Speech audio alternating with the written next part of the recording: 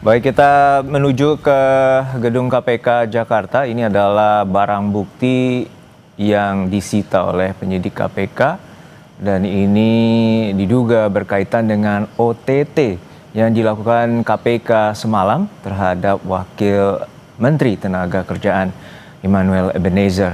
Dan hingga saat ini Wamenaker masih terus diperiksa oleh penyidik KPK dan KPK memiliki waktu 1 kali 24 jam untuk menentukan status dari hasil OTT KPK kepada Immanuel Ebenezer atau yang kerap disapa oleh Noel.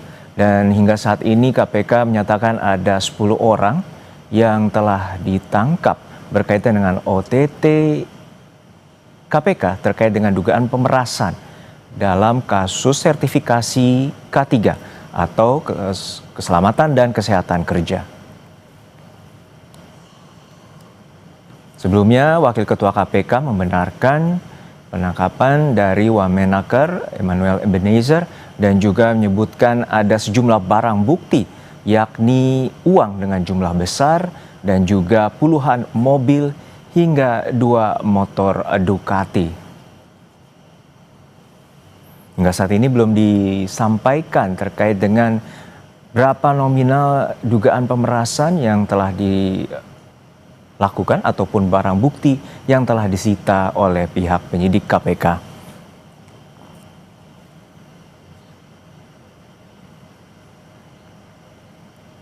Baik, lalu seperti apa modus korupsi dalam pengurusan sertifikasi keselamatan dan kesehatan kerja atau K3 sebuah perusahaan dan apa yang membuat sertifikasi K3 perusahaan seakan menjadi lahan basah dari tindak pidana korupsi. Kita bahas bersama dengan Wakil Ketua Umum Jokowi Mania atau Joman, Andi Azwan, dan juga ada mantan Komisioner KPK Saud Situmorang dan anggota Komisi 3 DPR fraksi Golkar atau Partai Golkar Sudesson Tandra. Selamat petang Bapak-bapak, semoga sehat-sehat selalu. Selamat petang. Ya, saya ke Mas Andi terlebih dahulu. Mas Andi, ini tentu mengejutkan Ketua Umum Anda Jokowi Mania ini terduga terseret OTT KPK dugaan pemerasan dari sertifikasi K3. Terakhir komunikasi dengan Mas Noel kapan? Sudah lama saya komunikasi dengan beliau. Jadi memang ini adalah seperti petir di tengah siang hari yang bolong. Kita mendapatkan berita seperti ini. Ya, kami semua ini turut prihatin apa yang terjadi terhadap Wakil Menteri Tenaga Kerja Bang Immanuel Ebenezer. Terlepas dari itu ya kita juga mengapresiasilah kepada KPK penegakan hukum itu luar biasa ya. Walaupun itu adalah wakil menteri maupun menteri itu wakil menteri tetap diadakan suatu tindakan hukum. Dan juga biar bagaimanapun juga ini mencerminkan bahwa Presiden kita Prabowo Subianto tidak memandang bulu terhadap siapapun yang terlibat dalam tindak pidana korupsi. Tapi sebelum itu kita juga harus mengedepankan yang namanya azas praduga tak bersalah. Seperti apa proses terjadinya OTT itu? Ya, sepengetahuan kami, ya, kini kalau tidak salah ya bahwa itu ada terpisah ya. Dan saya katakan bukan OTT kalau misalnya dengan Wamenaker ini, karena informasi yang saya terima dari teman-teman itu bahwasanya terpisah itu dengan 10 orang itu. Apakah itu ada pengembangan dari itu sehingga beliau juga ditahan karena ada barang-barang bukti yang memberatkan beliau. Itu hanya KPK yang bisa menjawab. Maksud Anda terpisah seperti apa, Bang Andi? Ya, misalkan begini, yang sebenarnya saya dapat informasi katanya Pak Wamen itu ada di rumah dinas pada saat itu. Kemudian dari KPK datang ke sana dini hari ya, mengajak Pak Wamen untuk ke kantor KPK ya di Kuningan itu. Jadi makanya saya ada satu pertanyaan sebetulnya, OTT-nya ini secara bersamaan dengan 10 orang itu apakah terpisah? 10 orang itu ditahan misalnya saat Pak Wamen kemudian diajak untuk diberikan keterangan ya. Baik, seperti baik. itu Kita penjelasan itu. Tahan sebentar, kita dengarkan dulu keterangan dari Menteri Tenaga Kerja Yasirli. Iya, kasihan. Kenapa nggak nunggu aja dari KPK ya? Terpaksa jadinya kemudian ya. Lah.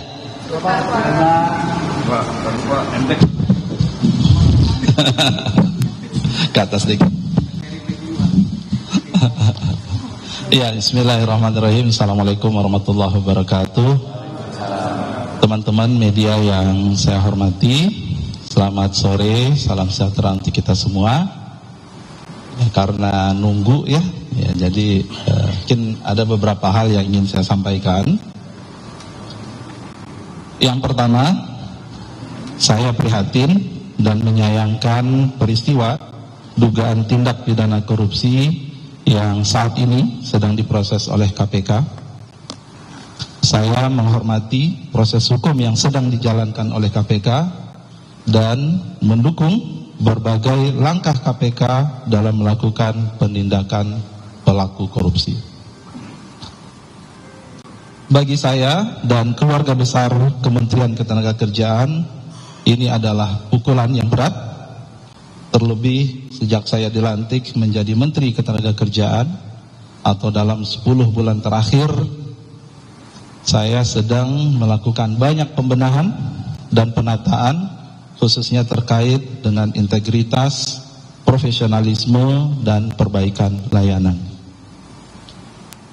Sejalan dengan arahan Presiden bahwa tidak ada toleransi atas perilaku koruptif, maka saya sudah meminta pejabat beserta jajaran di Kemnaker untuk menandatangani fakta integritas dan siap dicopot apabila melakukan tindakan korupsi. Khusus untuk sertifikasi K3, kami sudah melaksanakan fakta integritas bahkan dengan perusahaan jasa K3 atau PJK3 dengan total hampir 1.000 perusahaan jasa K3 di Indonesia. Dan ini baru selesai sebenarnya, dan untuk membuat komitmen supaya tidak ada praktik suap, pemerasan, dan atau gratifikasi. Kami juga meminta masyarakat untuk aktif melaporkan apabila masih ada praktek tersebut. Selain fakta integritas, saya juga telah merotasi pegawai yang sudah lebih 4 tahun pada posisinya, melakukan perbaikan proses layanan sehingga lebih transparan dan akuntabel, serta merevisi berbagai regulasi terkait pelayanan K3. Misalnya Permenaker nomor 33 tahun 2016, Permenaker nomor 5 tahun 2018, Permenaker 8 tahun 2020, dan Permenaker 4 tahun 1987 yang sudah selesai harmonisasi. Peristiwa ini harus dijadikan pembelajaran bersama, dan saya berharap ke depan tidak ada lagi insan di Kementerian Ketenagakerjaan yang terlibat praktik korupsi atau penyimpangan dalam bentuk apapun. Sekian, terima kasih. Pak, posisi Permenaker sekarang ini gimana Pak? Tunggu aja ya. Masih belum ada keputusan berarti dari Bapak ini bakal jadi? Tunggu aja informasi dari KPK. Kalau Pak Menteri Pak Satu. Menteri, berarti layanan K3 untuk sertifikasi tetap berjalan kan Pak? Tetap berjalan. Ya. Dan tadi Pak Mensesnek sudah menyampaikan kalau misalnya akan ada peluang potensi untuk penggantian uang Menaker gitu. Itu tanggapannya seperti apa? Ya, kita Yang kedua terkait kinerja Kemenaker kan dinilainya bagus. Gitu. Tapi dengan adanya kasus ini menjadi catatan tersendiri. Kemudian pertanyaan selanjutnya Pak, yang ditangkap adalah 10 orang dan katanya ditangkapnya di gedung K3 yang sebelah gitu, apakah benar seperti itu? Dan dalam 10 orang itu selain Pak Menaker, apakah ada yang lain, pejabat yang lain dari Kemenaker yang juga ikut bersiduk? Ya, terkait dengan proses tadi malam, detailnya siapa, kami cenderung kita tunggu dulu ya, tunggu nanti. Saya yakin KPK akan menyampaikan press conference-nya, ya, sehingga kita dari situ nanti kita lihat, ya. Dan tadi saya sampaikan ya kita tunggu, dan ini harus kita hormati proses itu. Ya.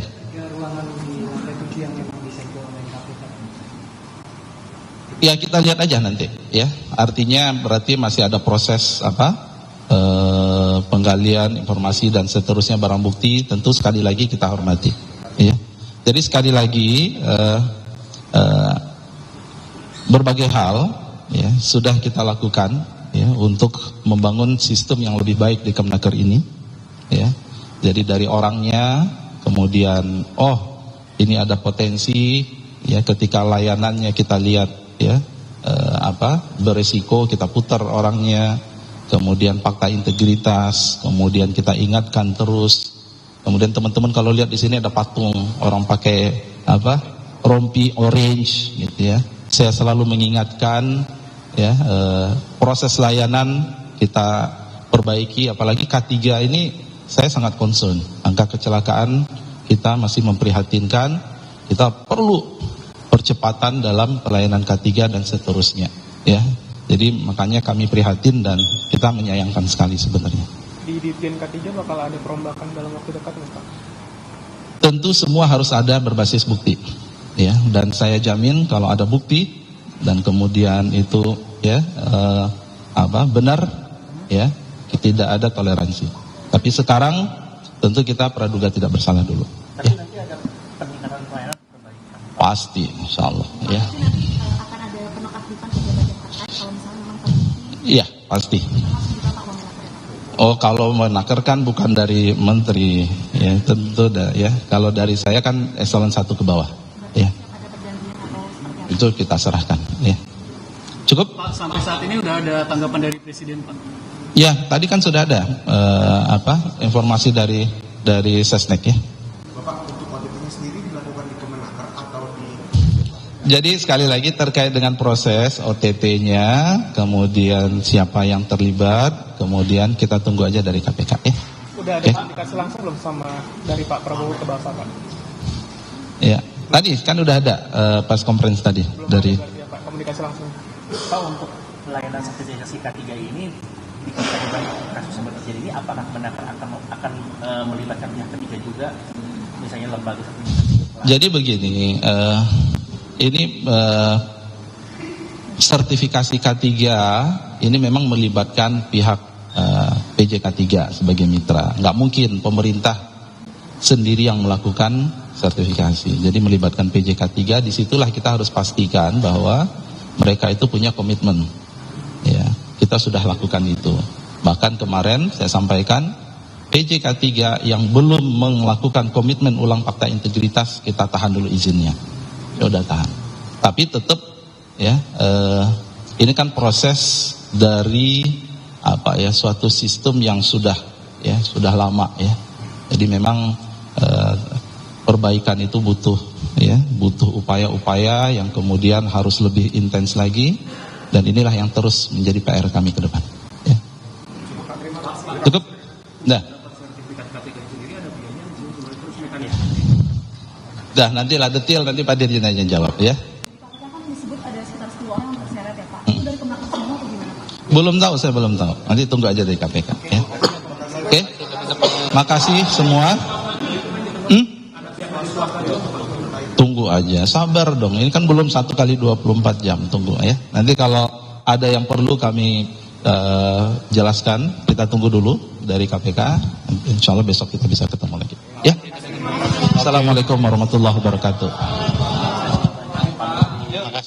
Itu tadi keterangan resmi dari Menteri Tenaga Kerja Yasir Lee terkait dengan OTT KPK terhadap Wamenaker Emmanuel Ebenezer, dan Yasir Lee menegaskan akan menunggu proses hukum yang tengah berjalan, dan juga sebelumnya ia menegaskan telah melakukan penandatanganan fakta integritas bersama dengan 463 perusahaan jasa K3. Baik, informasi terkini dan juga pembahasan lebih lanjut terkait dengan OTT KPK terhadap Wamenaker akan kami lanjutkan setelah jeda di Kompas Petang.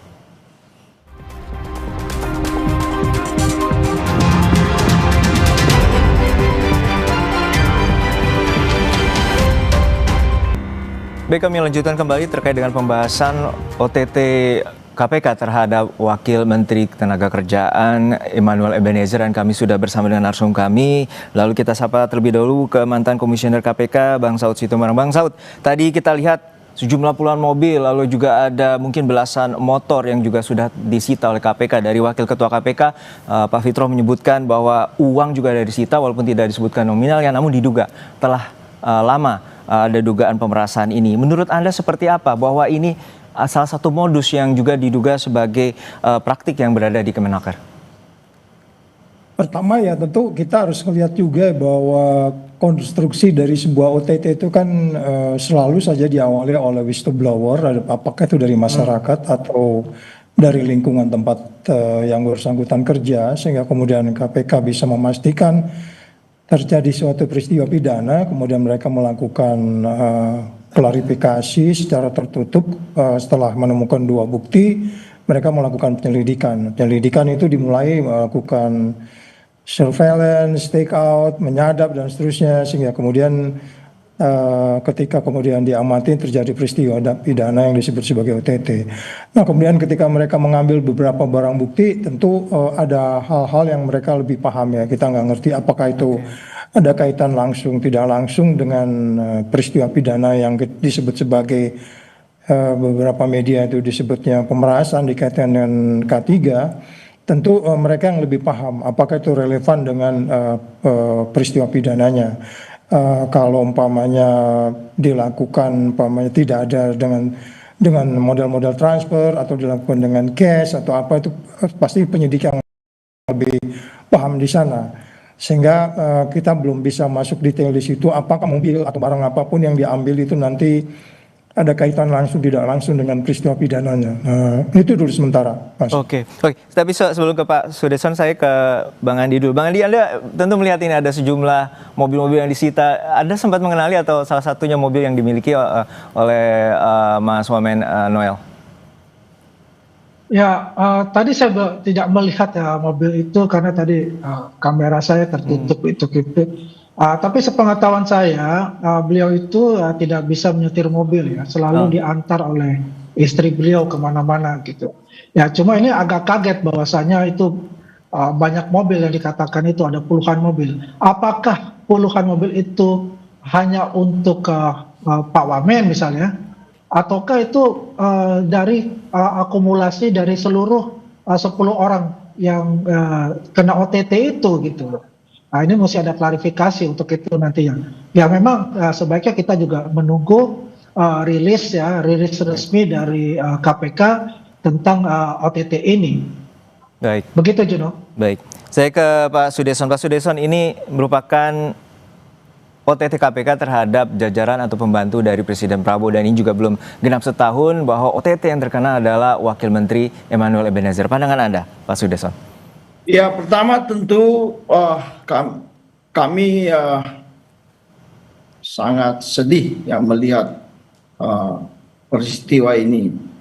Apalagi Presiden bukan saja satu kali, berkali-kali di dalam pidato. Bahkan Presiden sangat keras kan. Ya, terakhir di sidang MPR ya, kalau tidak salah. Sidang MPR keras sekali beliau mengatakan itu. Nah, seharusnya pembantu-pembantu beliau itu menangkap arah kebijakan dari Presiden seperti itu dan secepatnya meninggalkan perilaku-perilaku koruptif seperti ini ya.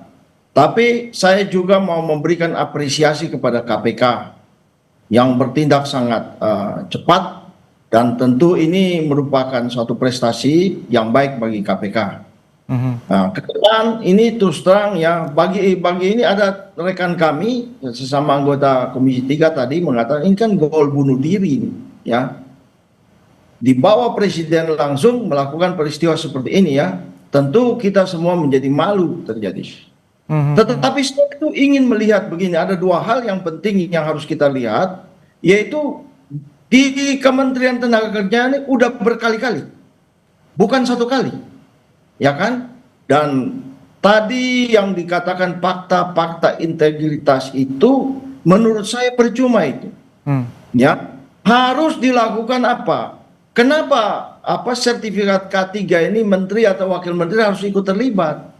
Serahkan itu kepada pihak yang punya keahlian. Jangan lagi ikut mencampuri itu. Ya toh? Itu kenapa diserahkan kepada outsourcing supaya menghindari persentuhan antara kementerian atau instansi yang terkait dengan pihak-pihak, dengan warga masyarakat. Kan itu tujuannya. Untuk menghilangkan kemudian ya orang yang mulai memeras dan sebagainya. Tadi kan perkataan pemerasan itu menurut kami malu tuh. Malu sekali. Ya, pemerasan itu kan di dalam dunia gangster itu kan perilaku orang primitif, ya. Orang kalau kata-kata pemerasan itu malu tuh, ya. Dan ini harus menjadi pelajaran bagi kita semua, begitu loh. Baik. Nah, Oke. ini menjadi acuan bagi seluruh pembantu presiden bahwa ini perilaku ini mempermalukan kita semua. Bayangkan aja presiden dengan pidatonya yang sangat keras dan berapi-api, di belakang itu dipermalukan seperti ini. Oke. Ya. Baik, Saya kita minta ke Bang KPK untuk mengungkap dan menangkap semua yang terlibat di dalamnya. Kira-kira Baik. demikian. Baik, kita ke Bang Saud. Bang Saud, ini juga sebelumnya kalau berkaca ada kasus juga dugaan pemerasan pada periode sebelumnya terkait dengan rencana penggunaan tenaga kerja asing, dan itu juga saat ini masih dalam pengusutan KPK dan ada 8 tersangka. Dan Anda melihat seperti apa untuk sertifikasi K3 ini, dugaan pemerasan ini juga turut terjadi? Ya, itu tadi bahwa tentulah mereka masuk di core bisnisnya dia. Core bisnisnya itu kan macam-macam, ada izin kerja, terus sertifikasi K3 dan lain-lain. Yang intinya adalah bagaimana itu bisa dijalankan kalau memang kemudian kaitannya ada perilaku yang terganggu dengan integritas. Ya tentu KPK masuk dengan penindakan. Karena saya juga periode sebelumnya juga melakukan kunjungan ke kementerian itu untuk kemudian kita berdiskusi mengenai tata kelola. Tetapi tata kelola itu kan lagi-lagi kan kita nggak bisa memantau 24 jam di situ. Kemudian menteri yang kemudian belum ada kurang dari setahun sudah bisa melakukan satu peristiwa pidana yang apalagi kalau dengan pemerasan dan seterusnya, itu kan menjadi pertanyaan. Tapi Anda ada melihat ada kaitan dengan fakta integritas yang baru saja ditandatangani 19 Agustus kemarin, Pak Bang Saud? Ya, itu kan sangat normatif ya. Okay. Bahkan kan itu disumpah itu di depan presiden juga. Ya kan, itu mana lebih tinggi sebenarnya. Jadi maksud saya begini loh. Oke. Baik. Tadi kalau sudah disampaikan oleh Bang Pak Saud, kita tahan sementara. Ada keterangan resmi dari pihak KPK terkait dengan penyidikan ataupun OTT KPK yang terjadi semalam. Sampaikan update-nya. Berarti kendaraan itu dari 14 tersangka? Kendaraan dari beberapa pihak, ya. Terkait dengan pemeriksaan bagaimana Mas update-nya Mas? Ya, masih dilakukan pemeriksaan, jadi belum bisa kami sampaikan saat ini. Ya, nanti kami akan update. Jam berapa kemarin malam Rabu malam? Rangkaian, jadi nanti detailnya, kronologinya nanti kami akan sampaikan saat konferensi pers. Oke ya? Ada berapa orang? Penyelenggara nanti ekspres dan Kenapa, Mas? dari 14 itu ada penyelenggara negara. Ya, betul. Ada penyelenggara negara, ada juga pihak swasta. Ya. Nanti kami detilkan ya. Berapa? Kenapa? Langkah selanjutnya terhadap kendaraan. Ya, kendaraan ini kan sebagai barang bukti ya, dan sekaligus tentunya sebagai langkah awal nanti untuk aset recovery dalam penanganan perkara ini. Mas, artinya Immanuel Ebenezer pun masih diperiksa di dalam, begitu ya Mas? Pemilikan kendaraan itu apakah punya wamenaker? Ya, nanti semuanya akan kami sampaikan ya detailnya, belum bisa kami sampaikan secara rinci pada kesempatan ini. Ya, kita tunggu karena masih dilakukan pemeriksaan secara intensif. Berarti Mas Budi uangnya ada berapa? Untuk uang, ada sejumlah uang yang memang diamankan ya dalam kegiatan tangkap tangan ini, namun jumlahnya berapa belum bisa kami sampaikan saat ini ya, masih dihitung. Ya. Kendaraan Mas, tadi kendaraan? Sudah tadi kan? Ada 22 unit ya, 15 kendaraan roda 4 dan 7 kendaraan roda 2 sampai dengan saat ini. Oke ya? Mas Budi, untuk wamenakernya masih diperiksa Mas? Di dalam. Ya, nanti kami sampaikan ya pecahannya apa ya. Mas Budi, untuk wamenaker masih diperiksa di dalam? Ya, semua pihak yang diamankan dalam rangkaian kegiatan tangkap tangan ini masih dilakukan pemeriksaan secara intensif. Total ada berapa Mas, selain Noel yang diperiksa? Total yang diamankan sampai dengan saat ini ya, ada 14 orang. Oke ya? Semuanya itu adalah orang-orang dari Kemenaker Mas? Ya, nanti kami sampaikan ya update-nya. Tadi sudah kita update juga, ada dari pihak penyelenggara negara dan juga pihak swasta. Oke ya? Oke ya? Makasih ya. Pemerasan soal pengurusan. Ya, nanti terkait dengan... Baik, itu tadi keterangan dari Budi Prasetyo, jubir KPK terkait dengan adanya 14 orang yang saat ini tengah diperiksa intensif, dan juga tadi menjelaskan ada 20 unit mobil dan juga ada 7 unit kendaraan roda 2 yang telah disita KPK, dan untuk terkait dengan uang, KPK belum menjelaskan secara detail. Informasinya akan kami hadirkan kembali dan pembahasan lebih lanjut setelah jedanya di Kompas Petang.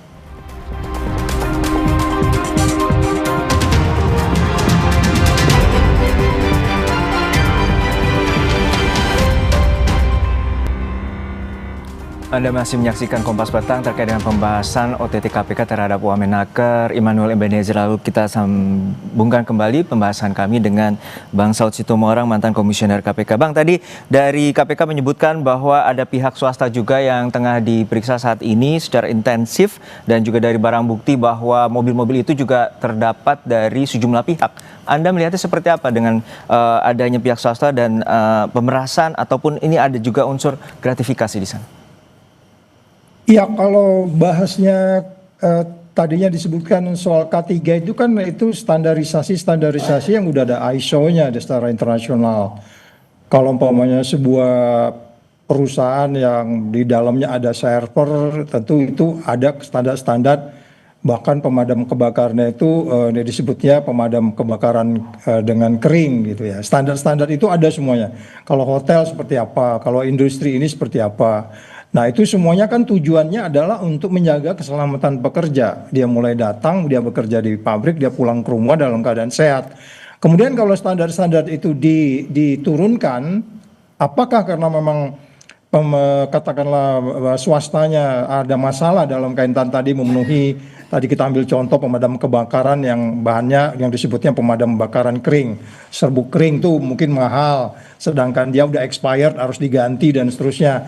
Itu standar-standar itu kan bisa di markdown atau diturunkan sehingga kemudian ke dalam hal ini kementerian melakukan apa yang disebut sebagai transnasional itu. Jadi secara keseluruhan swastanya itu menjadi bagian yang sangat sulit untuk kemudian bisa dikeluar dari katakanlah isu pemerasan itu kalau memang mereka standar-standarnya itu diturunkan, sedangkan kementerian kan harus membina supaya standar internasional dipenuhi. Itu kan ada ISO-nya itu. Yeah. Jadi maksudnya gini loh. Ketika kemudian itu standar diturunkan, kalau kita masih fokus di K3 dulu ya, kita belum yang lain-lain ya, karena yang diungkap ke permukaan sementara isu K3 ini.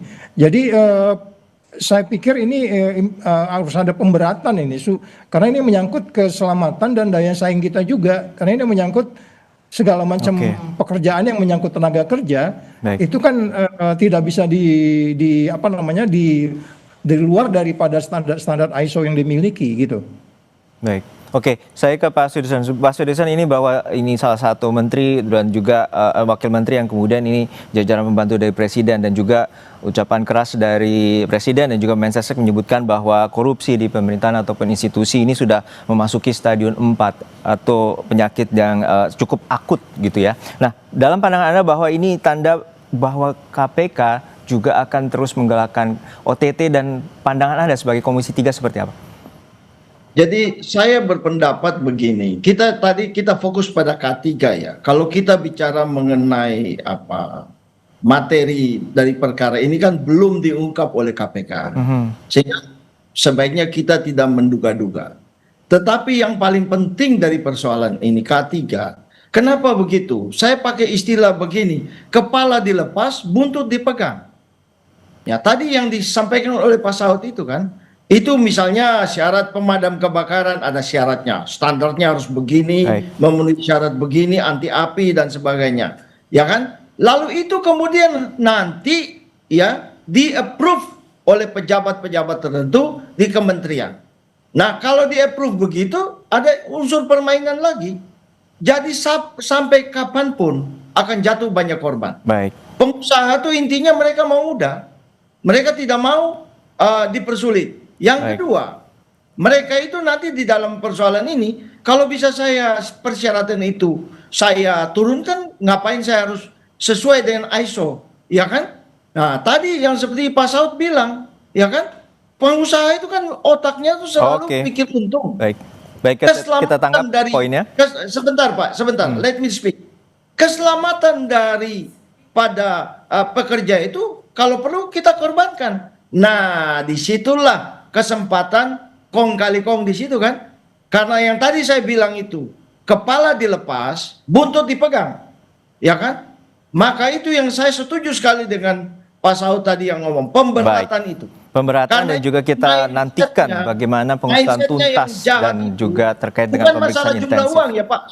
Wait, let me 1 minute. Bukan masalah jumlah uangnya, bukan masalah jumlah uang. mindsetnya yang jahat itu yang harus kita berantas. Kira-kira demikian. Baik, Terima kasih. pemberantasan korupsi menjadi komitmen dari pemerintahan Prabowo Gibran dan juga kita nantikan bagaimana pengusutan tuntas dari KPK untuk penyidikan OTT Wamenakar Emmanuel Ebenezer. Terima kasih Bapak-Bapak, Pak Saud Situmorang mantan Komisioner KPK, Pak Sudeson Tandra dari DPR dan juga Mas Andi Aswan dari Joman.